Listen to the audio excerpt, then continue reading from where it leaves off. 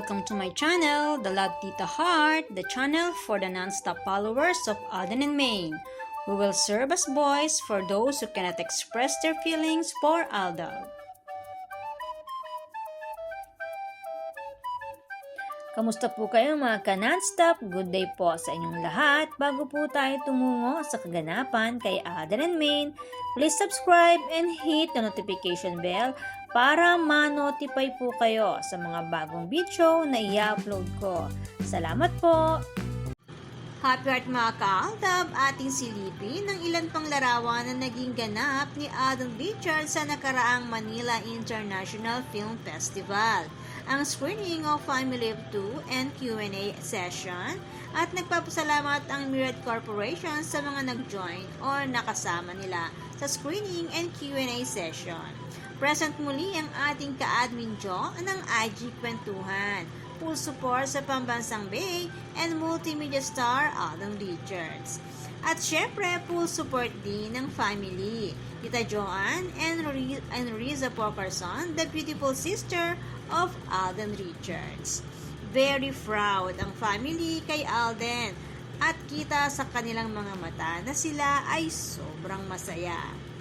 Samantala, sa unang pagpapakita ni Alden, nasuot niya ang isang black ring sa kanyang left index finger na sumisimbolo sa power, courage, and strength, represents power of love and everlasting commitments. Sumunod na araw, inilipat niya ito sa kanyang right index finger na lalong nagpatibay bilang ito ay isang wedding band. Ibig sabihin, kapag ito ay nakasuot sa right index finger, itinuturing itong isang wedding band na nangangahulugan ng isang eternal love and commitment sa isang karelasyon or sa madaling salita, sa asawa.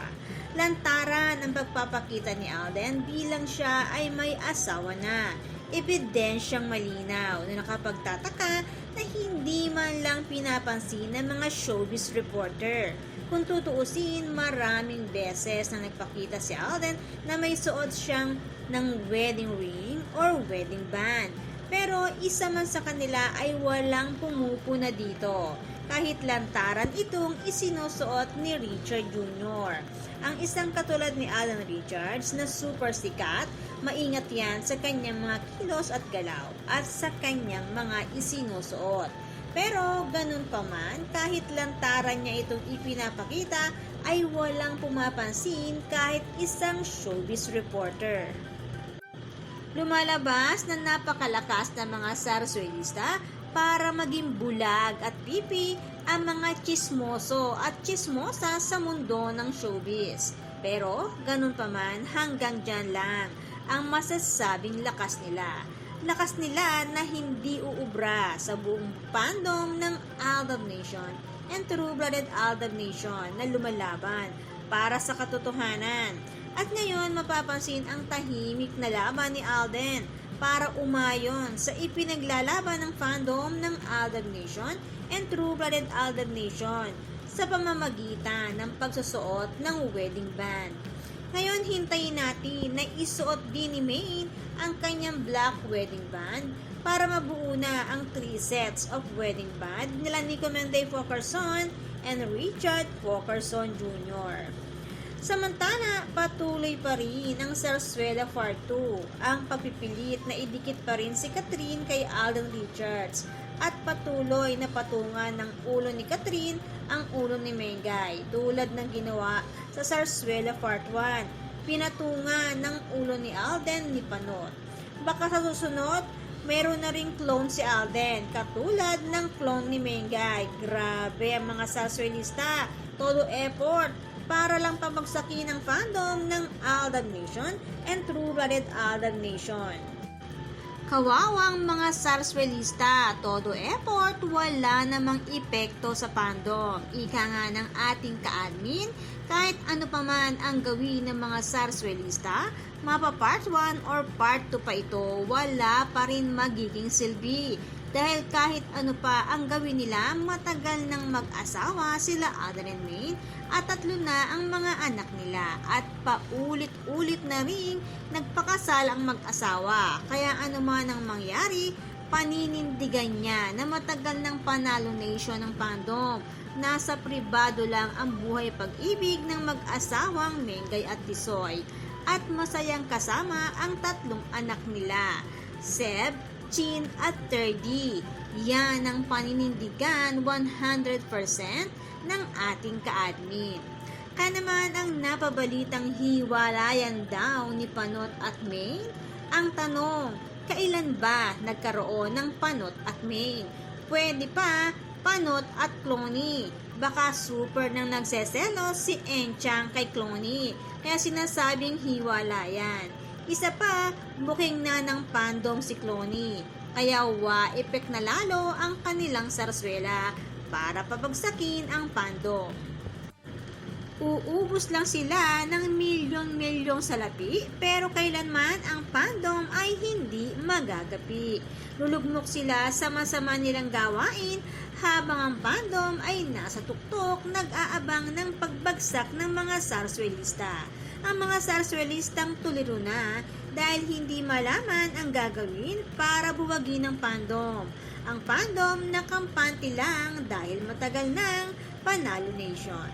Samantala, nauuso ang hiwalayan sa mundo ng showbiz, kaya ating abangan ang hiwalayang Panot and Cloney. Uso rin ang pagkasara ng mga show, kaya naman sign off na ang CNN Philippines. At mukhang makikiuso rin ang pagbebenta ng ari-arian.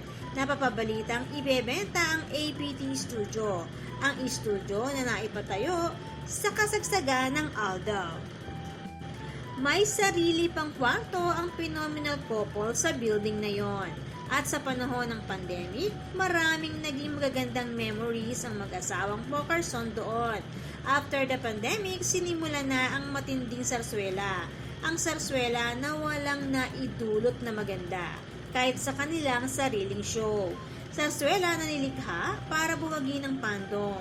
Ang fandom ng Aldab Nation and True-Blooded Aldab Nation na naging kaagapay nila sa mga swerteng kanilang natamo.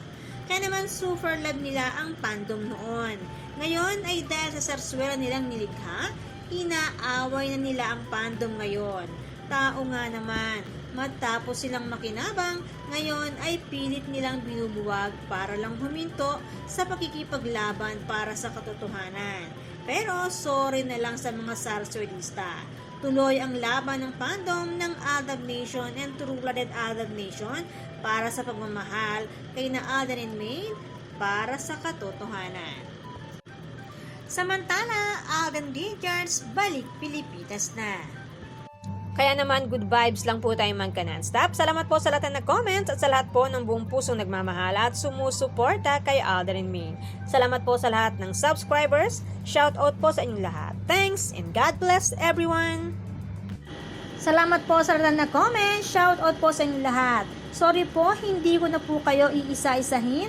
Sobrang dami po ninyo. Patunay lamang po ito na talagang lumalakas lalo at sumisigla ang buong fandom sa ganitong pagkakataon. Salamat po sa inyong lahat. Aldab lang ang malakas. Hangad ko po ang magandang kalusugan para po sa inyong lahat. Salamat po Aldab Nation and True-Blooded Aldab Nation. Thanks, stay safe, and God bless everyone!